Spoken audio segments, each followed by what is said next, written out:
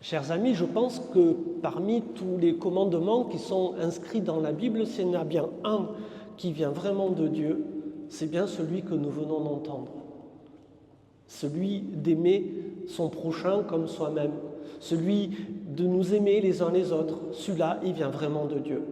Parce que vous savez, des fois, il pourrait y avoir des commandements que l'on met dans la bouche de Dieu, mais qu'on a inventés nous.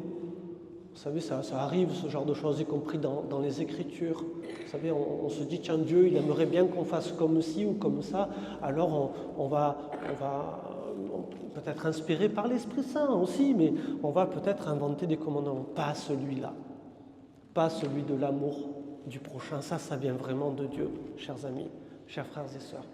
Parce que celui-là, on n'aurait pas pu l'inventer, nous. Aimer son prochain. Je vous rassure, hein, même à l'époque où il était écrit, le commandement, c'était guère plus facile qu'aujourd'hui. Hein. On était plus... le conflit israélo-palestinien, et il est très ancien. Hein. C'est pas nouveau. Vous voyez ? Donc, aimer son prochain, surtout quand il est palestinien et quand on est juif, pas facile. Aimer son prochain quand on est supporter de l'OM et qu'on doit accueillir PSG, pas facile. Et, vous voyez, et on peut décliner ça. Voilà, c'est vraiment Dieu qui nous le donne, ce commandement. Nous, on n'aurait pas été capable de l'inventer, celui-là, de commandement. Alors, en soi, il n'est pas vraiment nouveau, parce que déjà dans l'Ancien Testament, on l'avait dans le livre des Nombres, ce commandement. Tu aimeras ton prochain comme toi-même. Ce qui suppose qu'on s'aime déjà un petit peu suffisamment soi-même pour pouvoir aimer les autres. Parce que si on manque d'amour propre, c'est ça l'amour de soi, et peut-être ça peut être compliqué d'aimer les autres, surtout quand ils nous renvoient à nos propres défauts ou à nos propres limites. Ça peut vous dire, voilà, compliqué. Et donc ce commandement, on l'avait déjà dans l'Ancien Testament. Et puis Jésus va nous le redire dans le Nouveau Testament. Et il va même nous dire que c'est un des commandements principaux que Dieu nous a donné. Un des commandements qui résume toute la loi et tous les prophètes.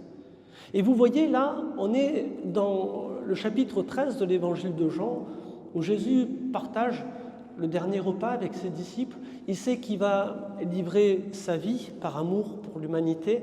Et puis il lègue, vous voyez, juste une chose, le programme, la seule chose qu'il laisse à ses disciples et à ses apôtres, c'est ce commandement nouveau que nous avons entendu. Aimez-vous les uns les autres.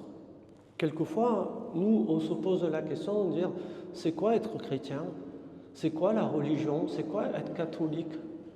Ben voilà, si vous avez compris ça, vous avez tout compris. Aimez-vous les uns les autres. C'est le seul commandement. Là, Jésus, il résume tout là, dans ce simple commandement. Aimez-vous les uns les autres. Chers amis, on sait bien que ce n'est pas toujours facile, ce n'est pas toujours évident, comme je le disais au début, parce que voilà, nous, on peut rencontrer des limites dans notre manière de mettre en œuvre cette affection, cette amitié, cet amour qui nous habite. Et pourtant, eh bien, le Seigneur nous encourage et nous redit encore ce matin cette parole « Aimez-vous les uns les autres ». Et j'apprécie que le Seigneur insiste et qu'il nous redise encore ce commandement. On sait que dans notre société actuelle, ce n'est pas vraiment en vogue de parler de l'amour ou de mettre ça en valeur.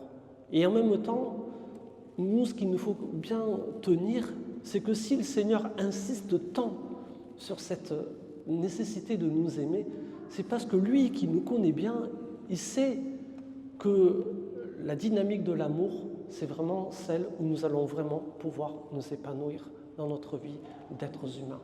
C'est pour cela que le Seigneur insiste tant sur cette nécessité de nous aimer les uns les autres.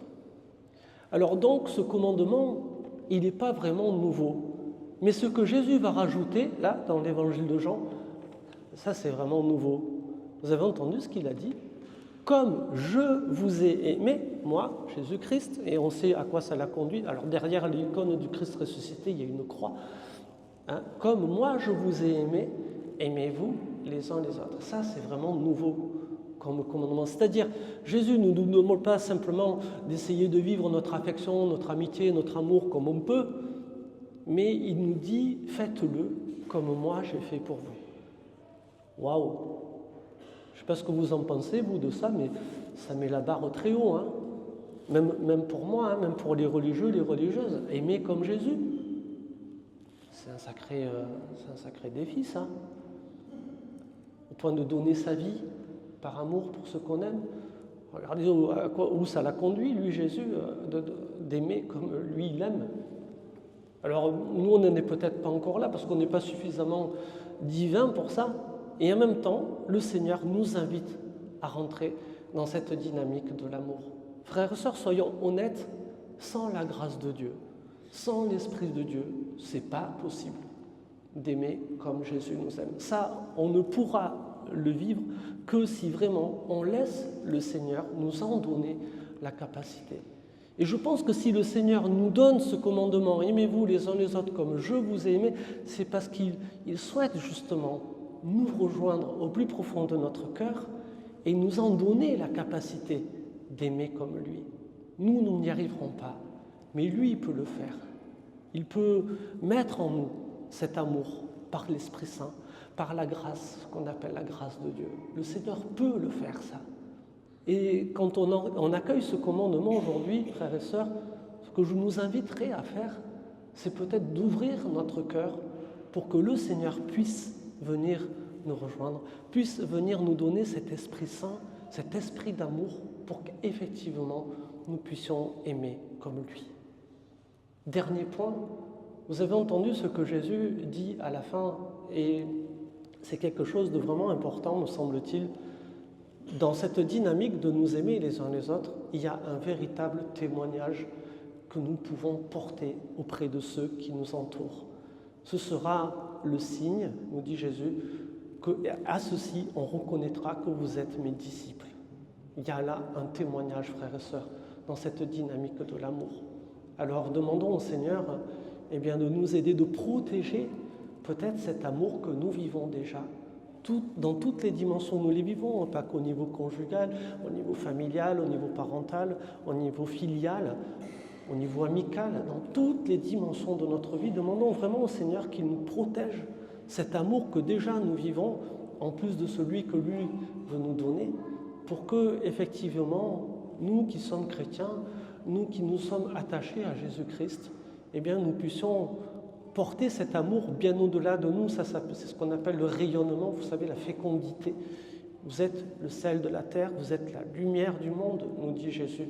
Et ça, frères et sœurs, c'est par notre amour que nous pouvons le faire. C'est à ceci que l'on reconnaîtra que nous sommes chrétiens, à l'amour que nous avons les uns pour les autres. Demandons au Seigneur de nous aider, de nous soutenir sur ce chemin de l'amour mutuel.